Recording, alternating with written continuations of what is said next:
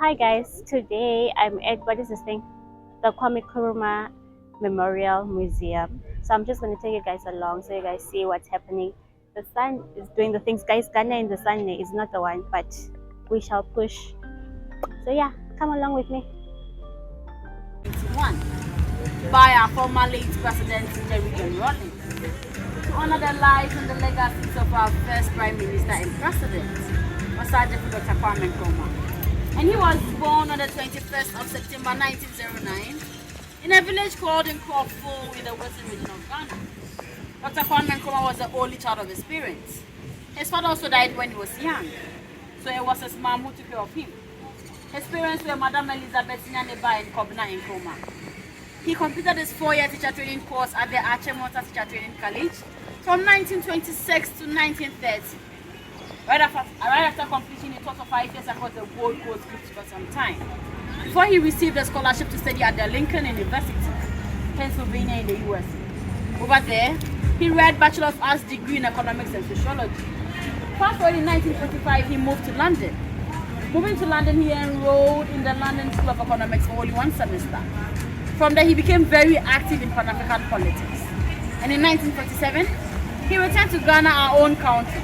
Upon coming here, he was invited to be the General Secretary of our first official political party, UGCC, United Gold Coast Convention. The people were delaying to declare independence for our country. So Dr. Kwame Nkrumah had a fallout with that political party and established his own political party, CP, Convention's People's Party, in 1949. In 1950, he was arrested into a strike he led. It was because of the Positive Action Conference for Peace and Solidarity. But in 1951, he was released from the James Bond in Accra. He spent a year and some few months in prison. Fortunately for him, in 1952, he was made Prime Minister under the Governor Sir Charles Ade. As at that time, we were still under the British colonial rule. So on the 6th of March 1957, he came to this grounds to declare independence for our country. And this grounds was called the Old Polo Grounds for Park. It was a place where the British used to play a game called Polo Hill, and blacks or our forefathers were never allowed on this land. That same year he led our independence, he got married to an Egyptian called Madam Fatia Halimret. But Dr. Kwame Nkrumah had a first son. It was a relationship he had in 1935 with a half British, half Ghanaian woman called Madam Fanny Heritamila. That woman passed away in 2000. The first son was also called Professor Emeritus Francis Nkrumah. He passed away 4 months ago. He was a retired medical doctor. Fatia Nkrumah and Dr. Kwame Nkrumah have 3 years together, namely Gamal Nkrumah, Samia Yaba Nkrumah and Seku Nkrumah, of which all of the kids are still alive. Gamal is a journalist in Egypt. Samia Yaba Nkrumah is now a politician here in Ghana. And Seku Nkrumah is now a lecturer in the US. In 1960, he was officially sworn in as president. That was when Ghana gained a republic. He ruled as president for 6 years, from 1960 to 1966, and he achieved a lot. In 1966, he was on his way for a peace mission in Vietnam, and the police and the military coup overthrew his government. He feared his life and never came back. He went to self-exile in Guinea, and over there, his very best friend, Sekou Touré, was the then Guinea president. He made us sergeant for Dr. Kwame Nkrumah, co-president in Guinea for some time. He ruled as co-president for 5 years, from 1966 to 1971. And in 1971, he was sick and left Guinea to treat himself at Bucharest Hospital in Romania. Upon receiving treatment, unfortunately, he died on the 27th of April 1972. He was diagnosed with prostate cancer. After he died, because he was co-president in Guinea, his body was first embalmed from Romania and brought to Guinea and buried there for 3 months. And thereafter, his mom was alive. His mom requested for his body. His body was exhumed, re-embalmed, placed into a metallic coffin, brought from Guinea straight to Nkrumah in his village. And over there, he was on public display for close to 20 years in that metallic coffin. So upon establishing this back in 1991, his mortal remains were then transferred from that metallic coffin into a wooden coffin in 1992. And this back was also opened to the public in 1992. So he was finally buried in the structure you see over there called the Mausoleum. Please, any questions?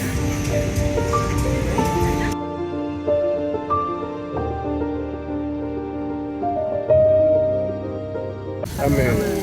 So the structure you see here is called the Mausoleum. And this was designed by a Ghanaian architect called Dr. Don Arthur. And this was made of Italian marble. This structure looks like a tree that has been cut on top or in the middle. And that means Dr. Kwame Nkrumah wasn't able to fulfill his missions before he died. He actually had an unfinished business with our country. That is why the tree has been cut short. And on the side, it looks like a sword or a cutlass that has been turned upside down. And that also represents peace. And the black star you see on top in the middle stands for the hope for blacks or Africans. So please let's proceed in there and then you take a look.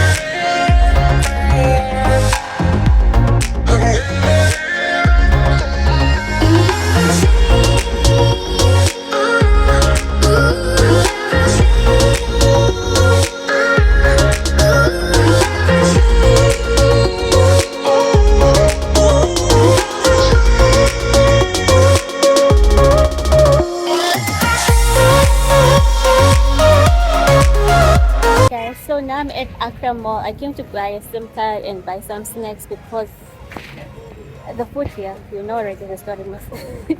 And I need to be online, man. I don't have a SIM and most places don't have Wi-Fi either, so I need to be connected